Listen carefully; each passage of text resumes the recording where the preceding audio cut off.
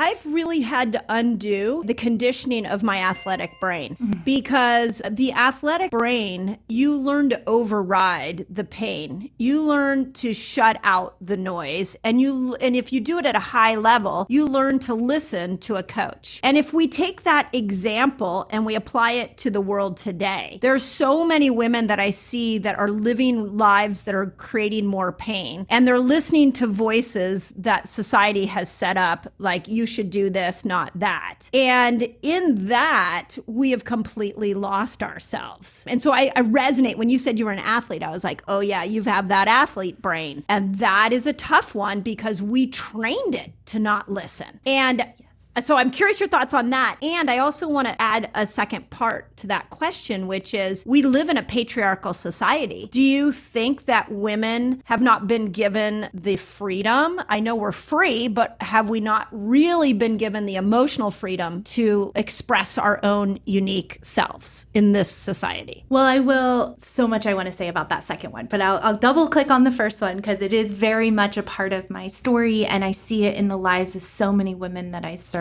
which is this admiration for numbness. It's as though we lose ourselves in this badge of honor of pain or just persistence or grit or busy. Name your drug of choice. It's like we create this amplification together, talking about it, instead of empowering each other by just celebrating each other, we're always one-upping each other with what's hard or what hurts. And to me, that message is what creates some of this disconnection between our inner knowing, our inner GPS. So I very much understand that. And the very best way that I have found to put people back in a space where they start to, and it's a process. It's taken me years to put myself in a space where I am back in touch with good emotions not being labeled as good and discomfortable emotions being labeled any which way. It's just embracing the wholeness of putting everything on a kind of a similar platter and navigating it all through the lens of just information, not a leverage point. And when I do life like that, I have a different definition of happiness, because I think that's what we're all trying to get towards when we're gritting our way through life and we're creating this environment where hard equals good. We're always out to get somewhere. And I think that's an outcome-driven life. And what I want to put women back into is a process-driven life that is this fluid, kind of splishy, splashy movement towards this place where you kind of allow yourself to be uncomfortable, but you don't idolize it. And then you allow yourself to be comfortable and you pause there. I think we've gotten so out of touch of being comfortable and even just at ease that we don't even allow ourselves to pause there either. Can you give me an example, if you don't mind, in your life where you are applying that thought? Ooh, I apply that thought honestly throughout my workday. Just day to day, I think I've always, being the athlete that I've been, have thought, wow, okay, the more clients I see, the later I work. The game.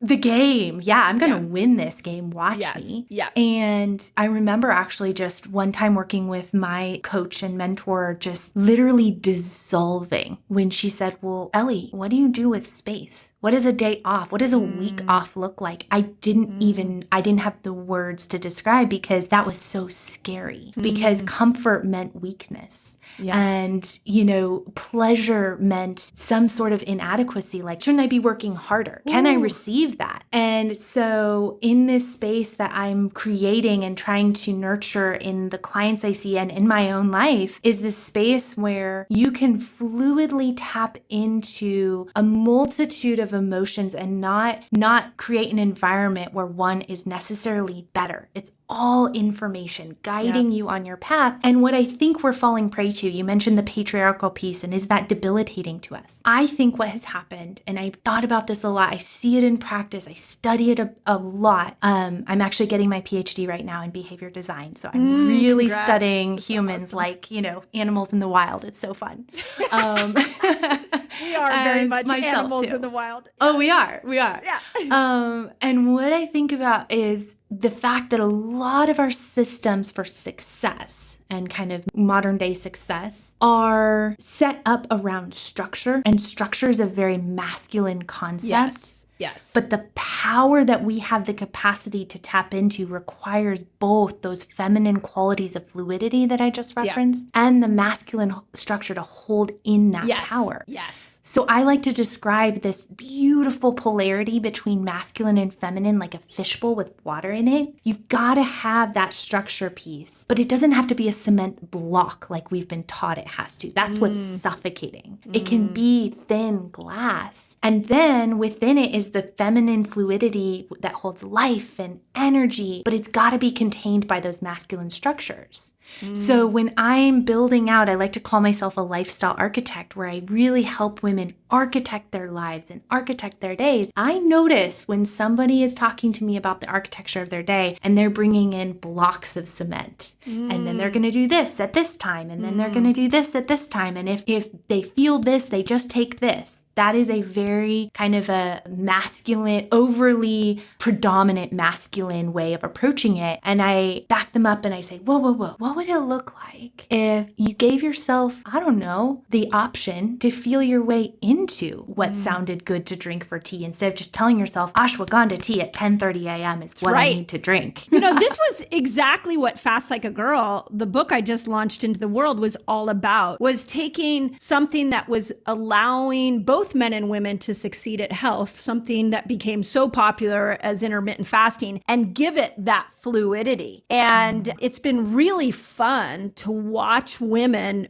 step into it and experiment with it. But I will tell you that, we get hundreds of thousands of comments on our socials every week. There is definitely a subset of both men and women, but a lot of women that are like, just tell me what to do. Just tell me what to do. And I think we are at a point where if we're going to invite the feminine back into our healing process, there's no one size fits all. There's nobody that can tell you what to do. There's just you starting to understand what feels right for you. So I love this glass fishbowl idea is really, really important. And, I've done some research on patriarchal worlds. And I think that to me, the patriarch just represents like power. It's like a structure that has power over you. So in the example you just gave, it's like people wanting a cement block. Tell me what to eat. Tell me what supplements to take. Tell me how to fix my hormones. Like that is still a very patriarchal power position. Whereas the matriarch to me is more about nurturing. So it's like, how do you nurture yourself into a better life? And if I look hormonally at the transition that happens to us after 40, we really lose our neurochemical armor. And all of the stuff that's not working for us comes up and is there for us to be revealed. That is a pivotal transition moment. So how do we use this construct of menopause? And I just want to point out that menopause has the word pause in it.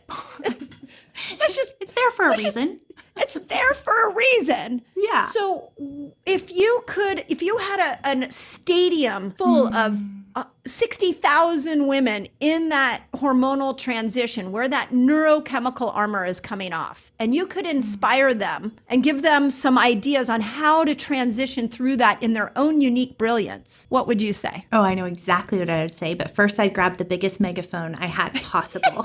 So that every single woman in that stadium could hear me. And I would say, the very first thing I want you to do is become your very best friend. Watch yourself, watch your patterns, get really up close and personal, really get curious about yourself. Because what you just described to me is when that armor comes off and you don't know yourself, the really scary moments come when you feel there's nothing that you can turn to that meets needs that you don't even know about, right? If you are in a space where you have so little self-awareness around both clinical patterns and emotional patterns, then that's a really kind of scary place to be, which is where some of those reactive tactics and overhauls come from that are spoon-fed by the wellness industry in many cases, where it's like, okay, just tell me what to do. I'll just do it because I don't know what I actually need. So I'd say self-awareness becomes your most powerful tool.